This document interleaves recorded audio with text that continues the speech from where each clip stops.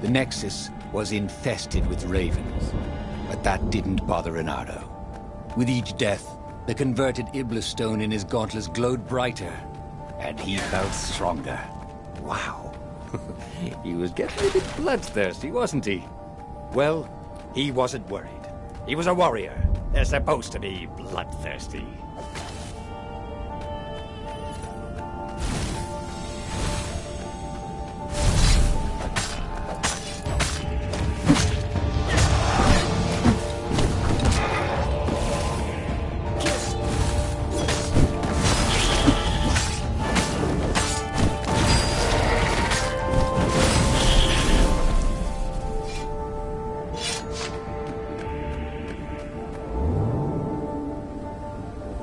Renato wondered what would happen if he jumped.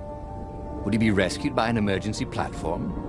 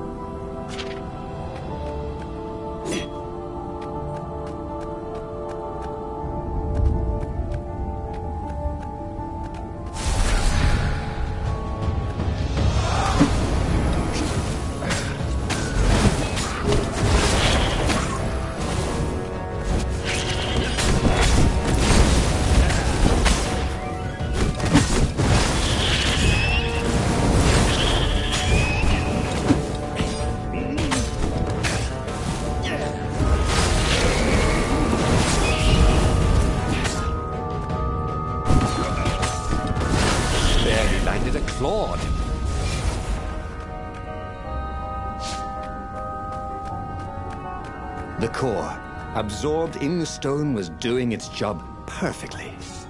Renato could feel a little eldritch jolt every time he downed a raven, but then it flowed into the glowing stone the way water flows down a riverbed. It all felt perfectly natural, as if all his life, this was what he had been meant to do.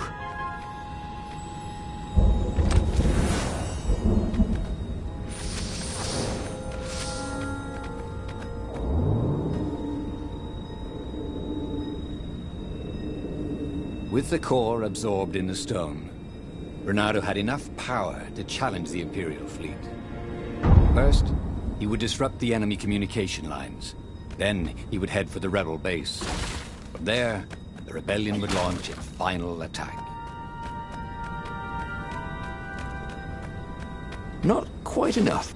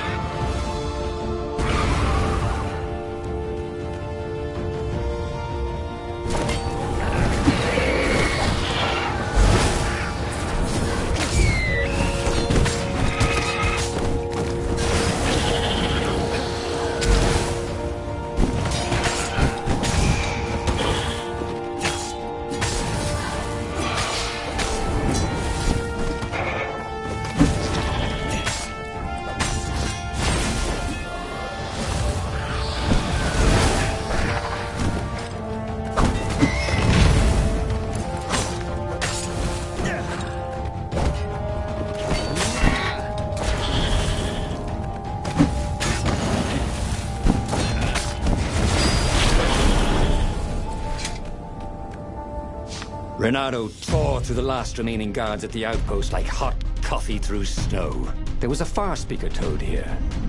He called the council speaker. He knew she would be thrilled. And she was. She wanted him to come back to base. They had plans to discuss and a medal to give him. A large, golden medal. Great, said Renato.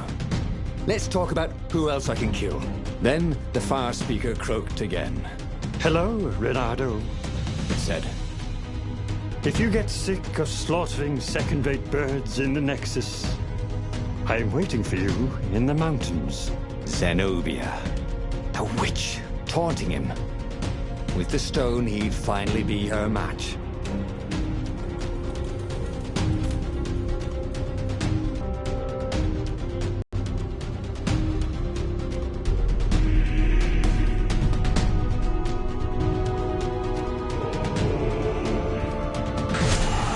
Zenobia was taunting him. No doubt she hoped to lure him into a trap. Well, he was nobody's sucker. Especially not hers.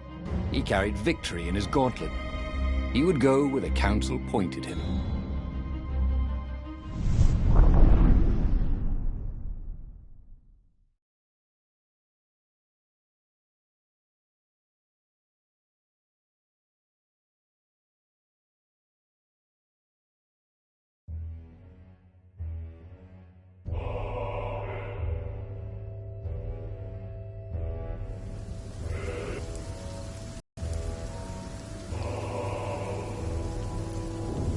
As he set foot on the island, Renato felt energized, like when he was hunting or dancing. Then he smelt it, the stench of ravens. It was a good thing he was here too, before they tripped over the secret base. He was really saving the council toad's bacon, so to speak.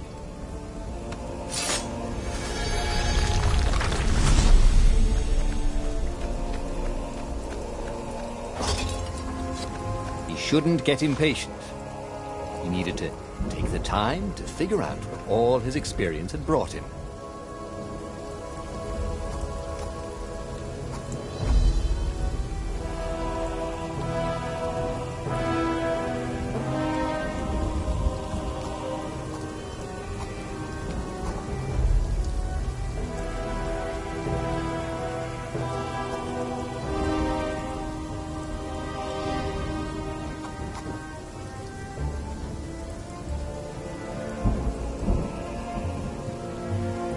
Nice. That could be useful.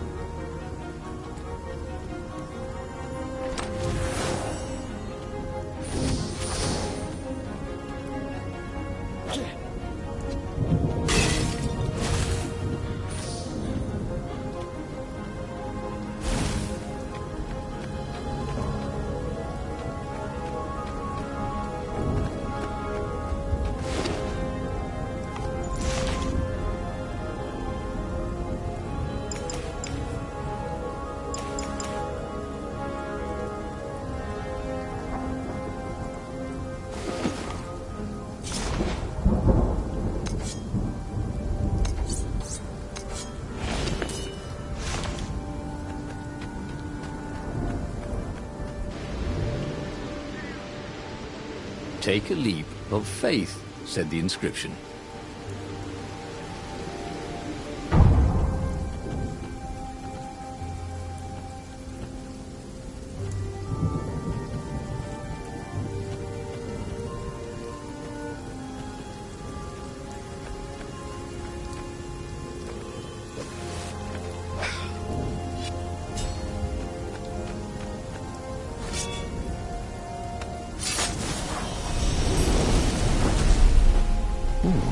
What's there?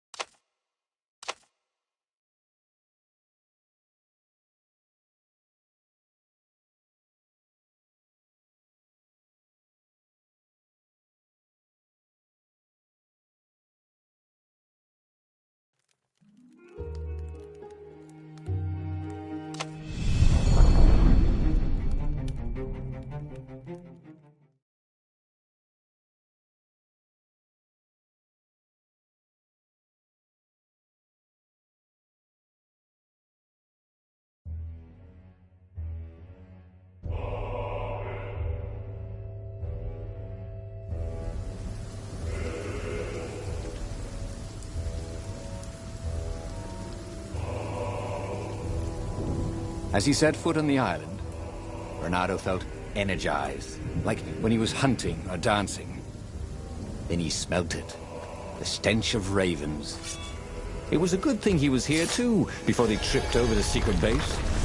He was really saving the Council Toad's bacon, so to speak.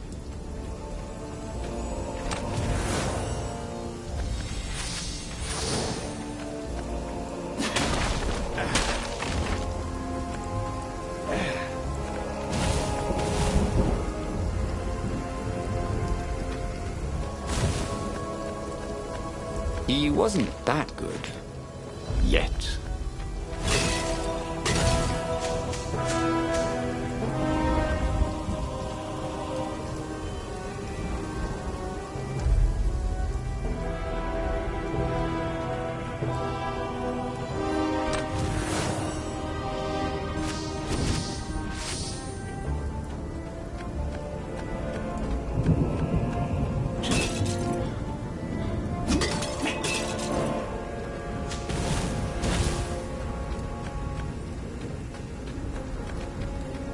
Crafting bench. Renato wondered what he could make with it.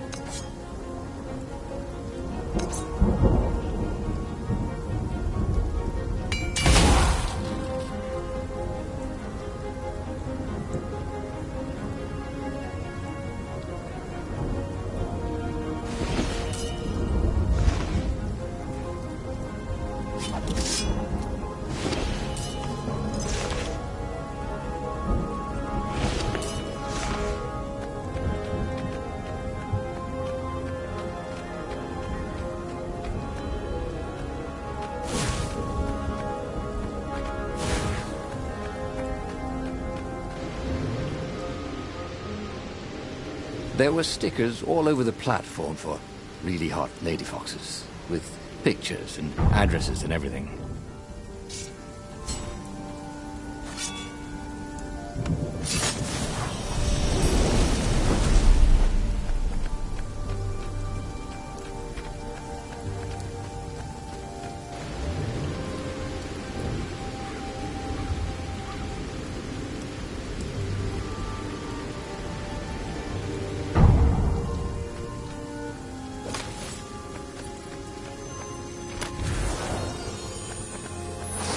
This jewel was more than sparkly.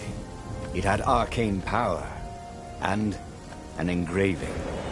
To Cindy.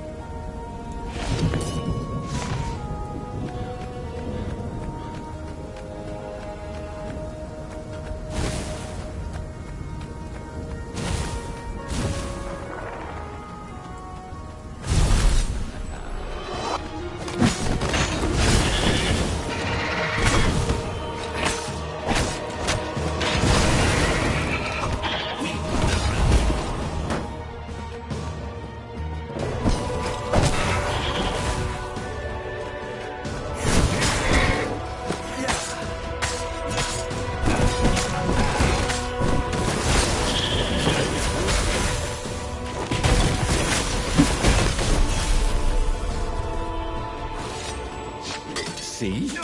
Renato was a hero of the revolution. He deserved a medal. Soon, he deserved every medal they had, and hopefully one big medal ceremony in front of everybody with trumpets so everyone could know what he'd accomplished.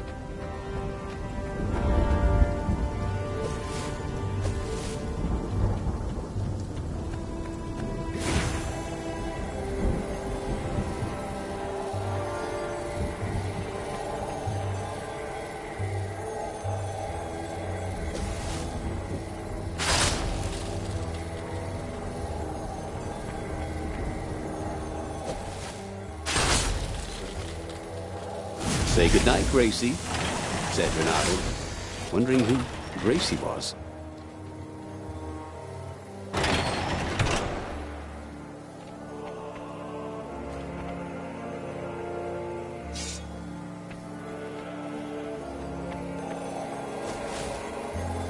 I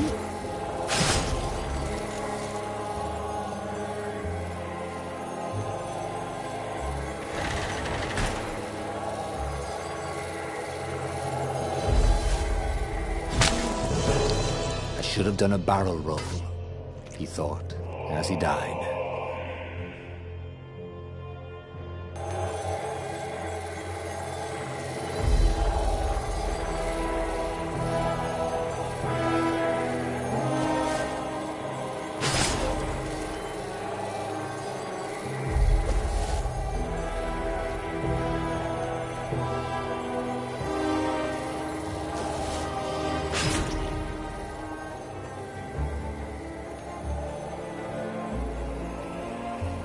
Give me a lever, said Archimedes, and I shall open a gate.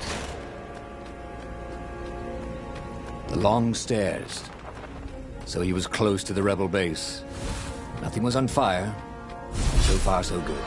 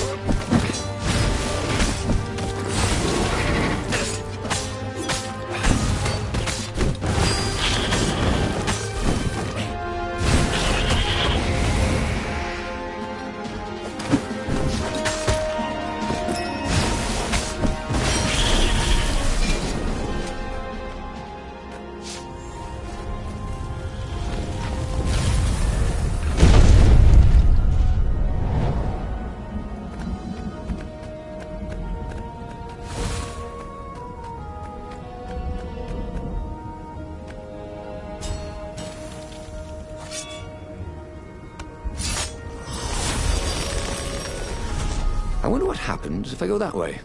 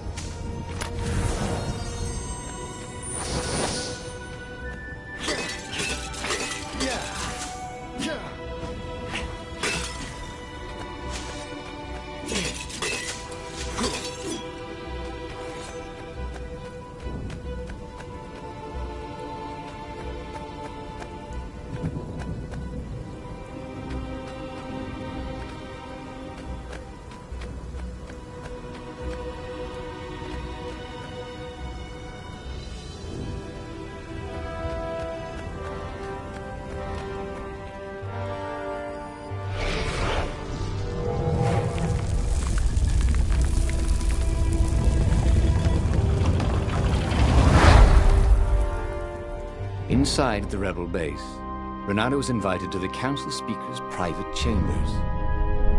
So, this is the Iblis stone?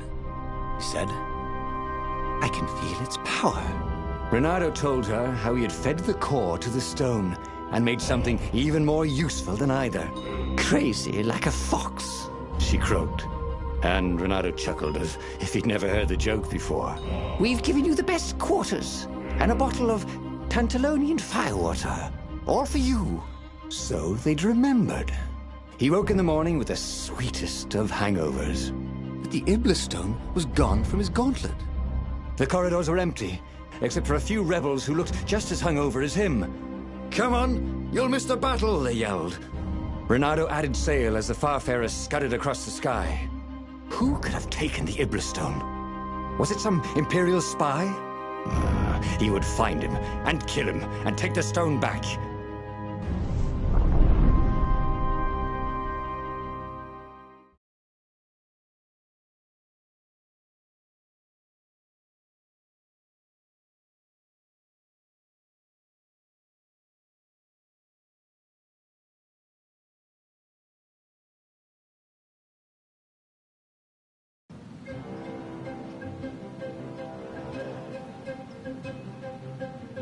Renato had a bad taste in his mouth. He was killing ravens, but it wasn't fun. It felt like a chore. Renato hated chores. As a fox kid, he'd gone hungry rather than clean his room. He still didn't clean his room, he just moved house every few years. Who had the Iblastone anyway? Up ahead, he could hear screaming and croaking and cawing. But who was winning?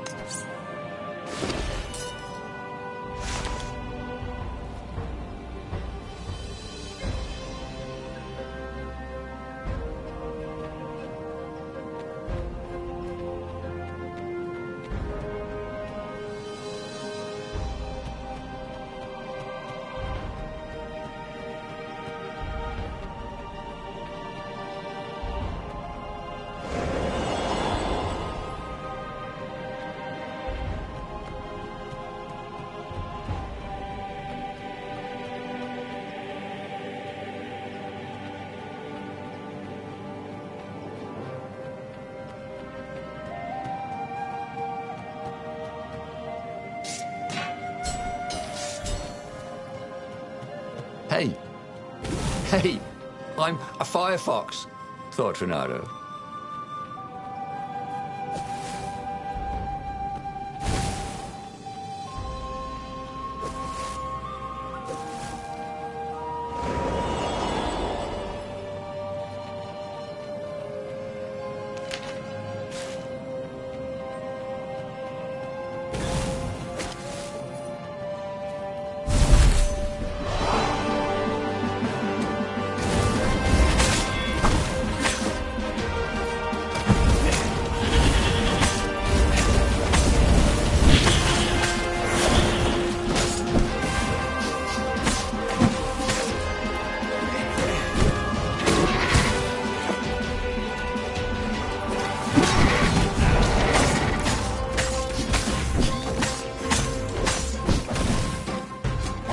Sharp? Check. Pointy? Check. Flexible? Check. What else do you need in a sword?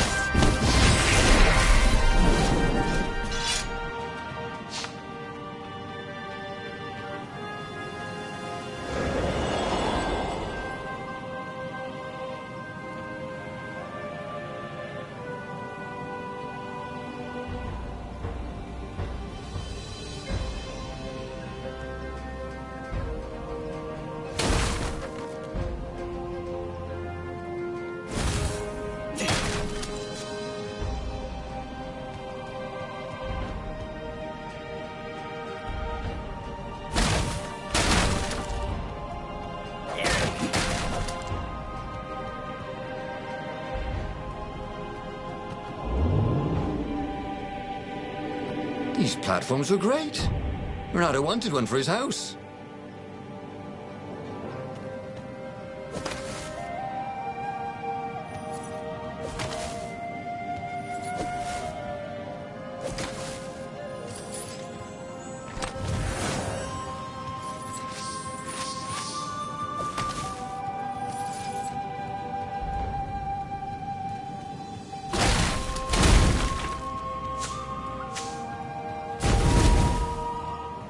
Renato had been the terror of the sandcastles when he was 2.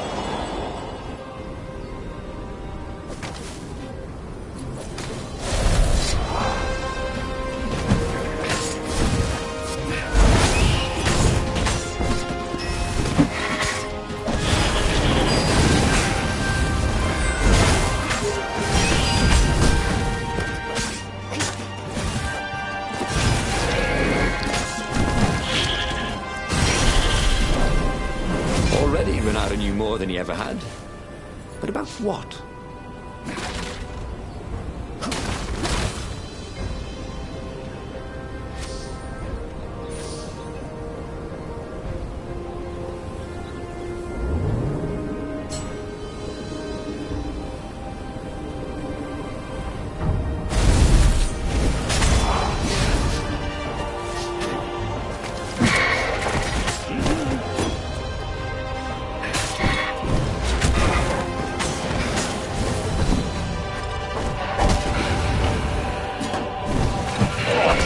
Someone needs a bath.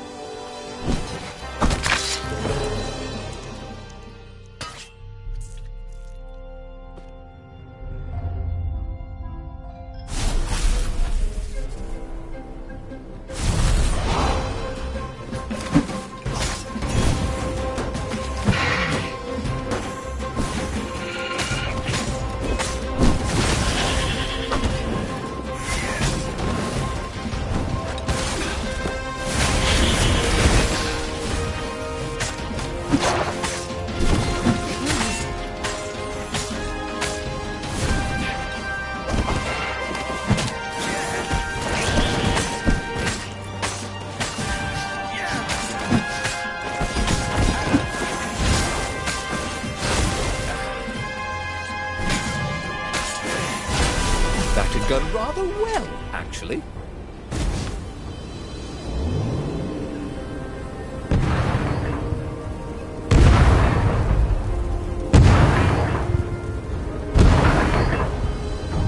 As he ran forward, Renato noticed that some ravens were starting to ignore him, just running away.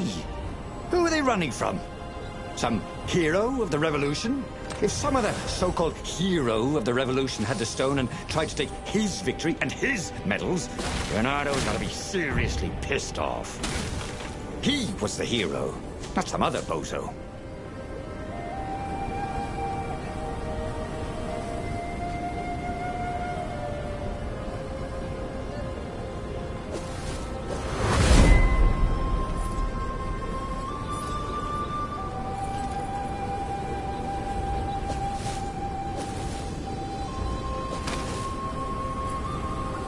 Renato wondered if his future self had commissioned these poems.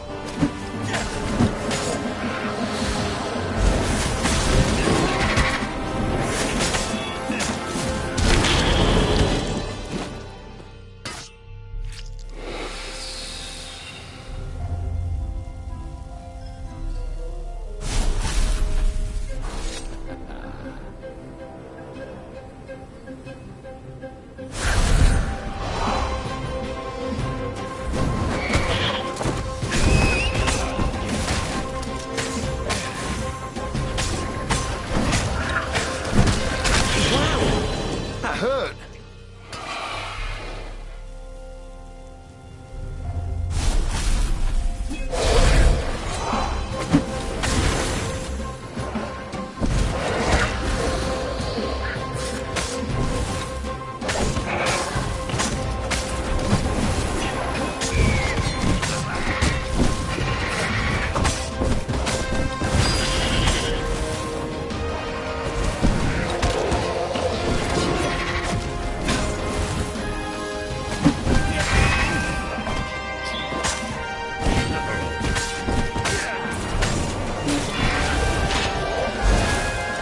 Don't be shy.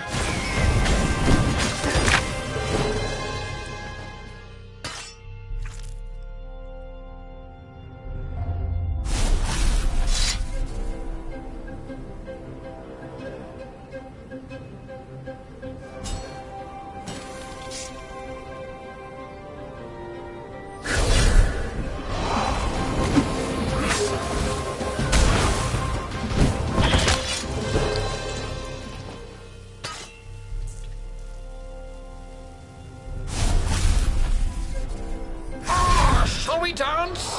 Could the lead raven?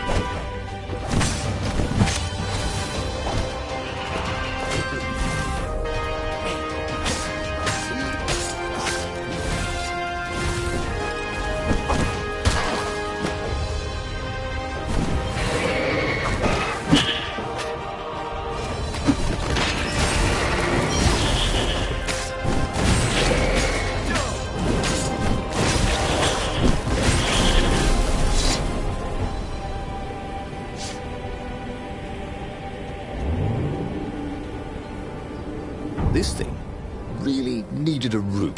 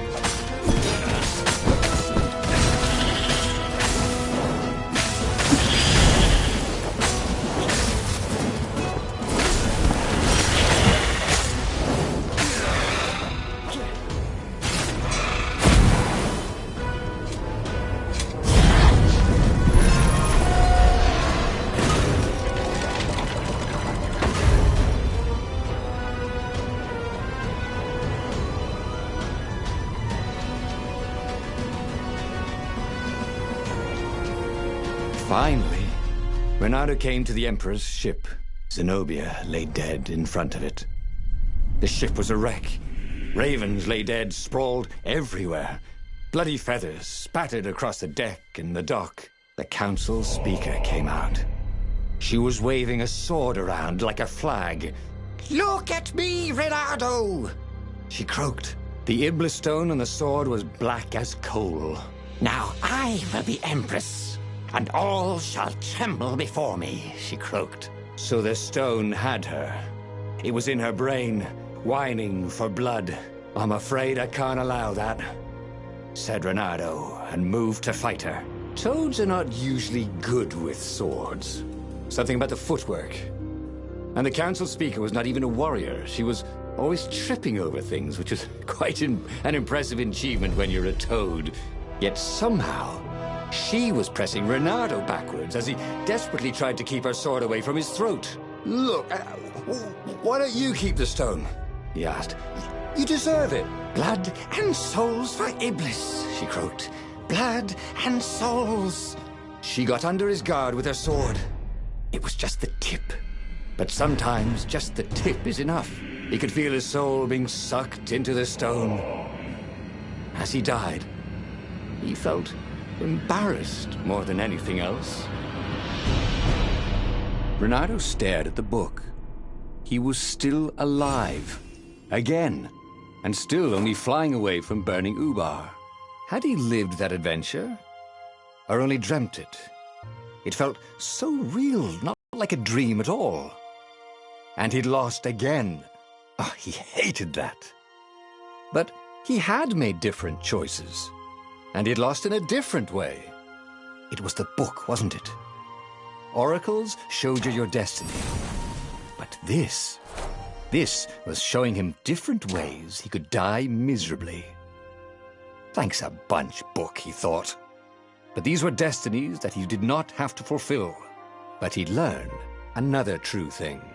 The Iblis stone was evil. It would try to corrupt anyone who used it.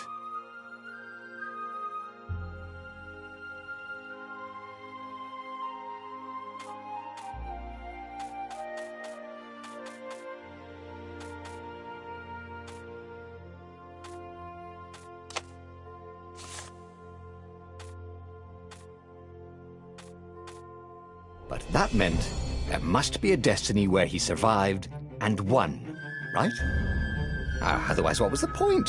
And with that, the book's pages fluttered back once more to the beginning, and the clouds parted over the Isles of Boreas. It was time to choose. The rebellion was in trouble. Ravens were scouting for the secret rebel base. They needed a game changer. Pieces of the Sky Ripper had surfaced, or so a scholar in the mountains had told him. Surely the weapon that banished the lost gods could defeat the Emperor. Also, a temple had risen out of empty desert. The Iblis stone was hidden there. It was a dangerous artifact. It could corrupt its user into a bloodthirsty monster. Maybe he could find a way to use it, to take its power without surrendering to its wickedness. And also, his old friend Lupino needed rescuing. Of course, Renato had a pretty strong suspicion that Lupino had betrayed the rebellion. But could Renato really leave an old friend to the Ravens?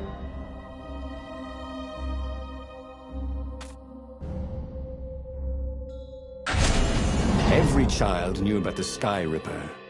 The Transcendent Emperor had buried its pieces. What could have brought them to light? This Emperor, Isengrim III, had once been kind, but he'd gone mad. And now he was conducting secret, obscene rituals to bring back the lost gods. Had he, somehow, summoned the long-lost components of the legendary weapon out of the deep places of the earth? It was more than Renato could fathom.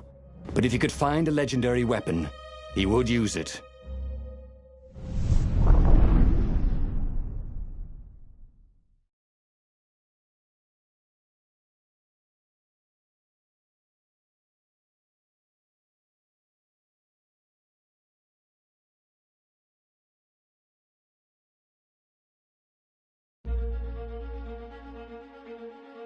As he set foot on the island, Renato couldn't help feeling a bit curious. Was Lupino still waiting to be rescued? No. He was probably drinking champagne with the ravens. Did ravens drink champagne? Did rabbits? Renato felt oddly thirsty, come to think of it.